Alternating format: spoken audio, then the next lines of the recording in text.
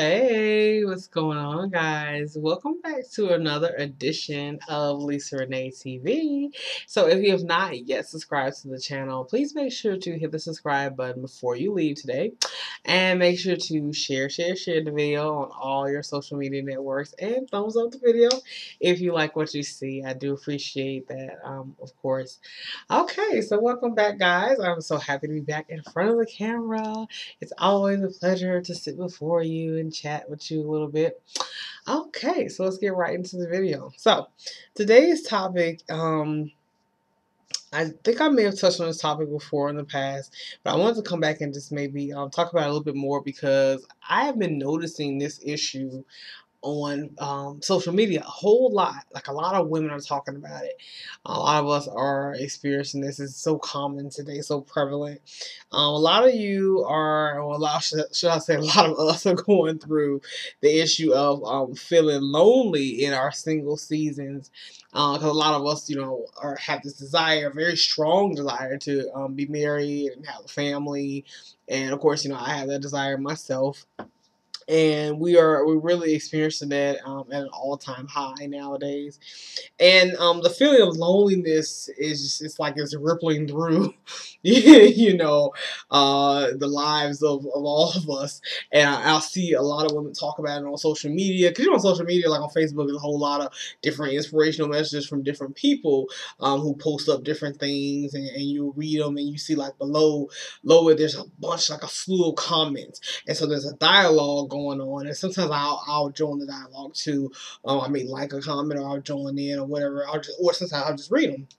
And different women, like the comment may be saying, the post may be talking about, wait on the Lord, and being patient, or whatever it is, or it may be saying the women are, you're not patient enough, or you need to focus on this, or you're not focusing on the right things. And a lot of women, some women get it, but then you have the other half of the women who are not getting it. They're not understanding that, and they're feeling just kind of more depressed. So it's like the pose is helping, but it's not helping. It really isn't, because it's adding more to the pressure of the loneliness that they're already feeling. So it's not really soothing them, but it's almost kind of condemning them a little bit. So they're like, okay, so what do I do? I thought I was doing all these right things. I was, I go to church, and I'm, trying to get my walk right with the Lord. I'm trying to do this, I'm trying to do that. I'm a good woman. I may have joined this ministry, that ministry. I do this, or whatever. I work, or whatever. I go to school.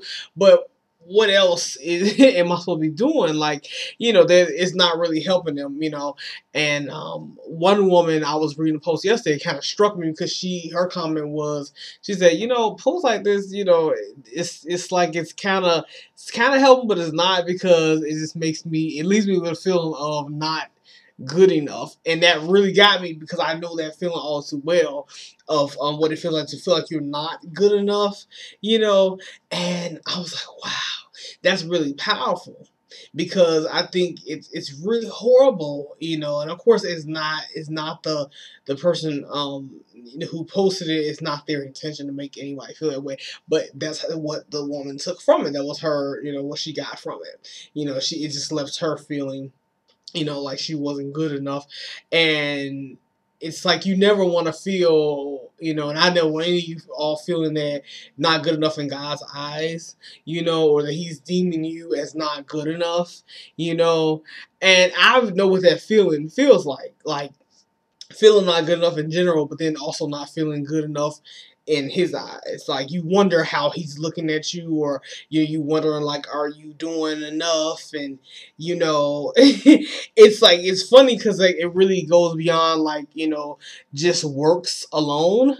Because a lot of times we get so caught up in our works. Your works is just everything you do to please the Lord. Oh, I'm going to church, and I've been reading my Bible, and I've been, I've been ministering to people, and I've been doing this, and I've whatever, I've been feeding the homeless on the weekends, and I've been doing this, that, and the third, and that was a wonderful. And it's not saying He's not proud of that, but it goes beyond that, actually, and so that can kind of leave you feeling unfulfilled, and you feel like, oh, what do what is going on? What more do you want? And like, how come I'm feeling, like I'm on edge here. I don't know what to do at this point. I'm at a loss, So battling issues of feeling not good enough to be married, even to be married, or that the reason the husband hasn't found you yet is because you're horrendously flawed and defective, which is not true. Now, these are enemy thoughts, self-depreciating nonsense.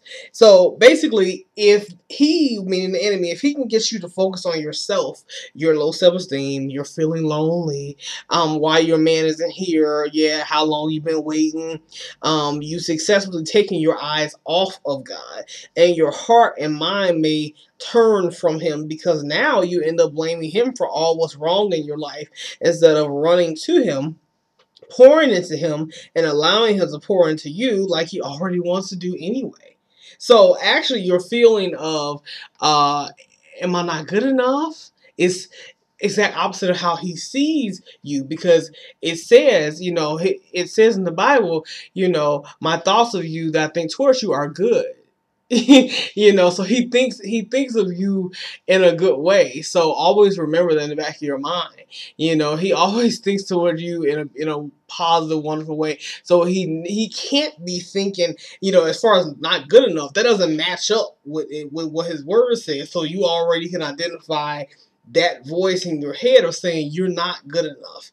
That's already an enemy thought. So that's one way you can also learn to discern his voice from the enemy's voice, from your own voice, your own emotions.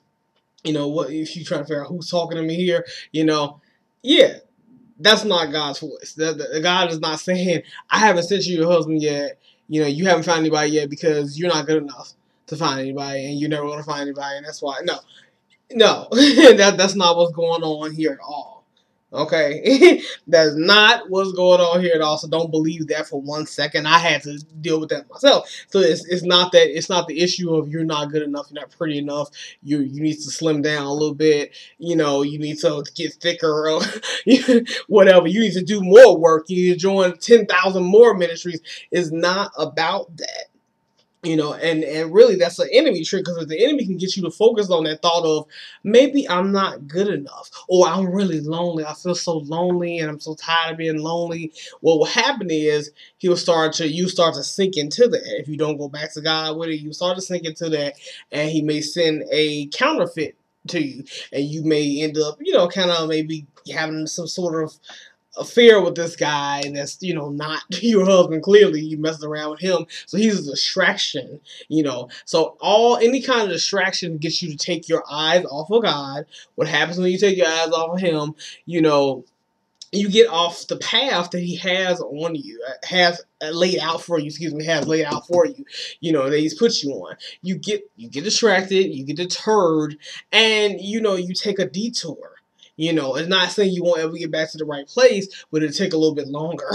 So it takes a little bit longer. Yeah, everything is just, it just gets a little prolonged because you've gotten distracted, So, and that's the enemy's whole plan, is to get you to take your eyes off of God. That's the whole thing. So this lonely feeling you got, this feeling of I'm not good enough to be married anyway, I need to do this, I need to do that, I'm not, all this stuff is to get you to be distracted, to take your eyes off of God, and also to get you to blame God ultimately, or to turn, because you would turn against him. You become angry at him because you'll feel like you haven't sent my husband yet, and I'm not good enough, man, I'm not good enough to you, and whatever, blah, blah, so then you become angry, so your heart starts to harden. So it's perfect.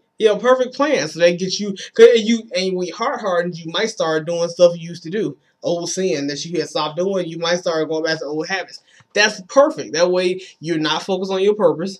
If you found your purpose, you're not focused on, or getting towards the path of finding your purpose. You're not focused on what you need to be doing. So you're actually getting further and further away from the husband, further and further away from your purpose, further and further away from the life that he really wants you to live. So you see how that works. And a lot of people don't see that, because it's like that phrase, you can't see the forest from the trees. That's one of them situations. You just in the middle of it, turning around, all you see is green forestry. So you have no idea. But you're caught in the middle of this web here. In an enemy web, he got you caught. right where he wants you. He like, good. She's stirring around in loneliness. She's stirring around in these, this self-depreciating madness. She's busy being pissed off at God. So I got her right where I want her. That way she won't be doing nothing that he say. She won't be hearing his voice clearly. She won't hear nothing. So that's good. So his work will not be done. And hey, that's good. I got one of his daughters, all messed up in the head.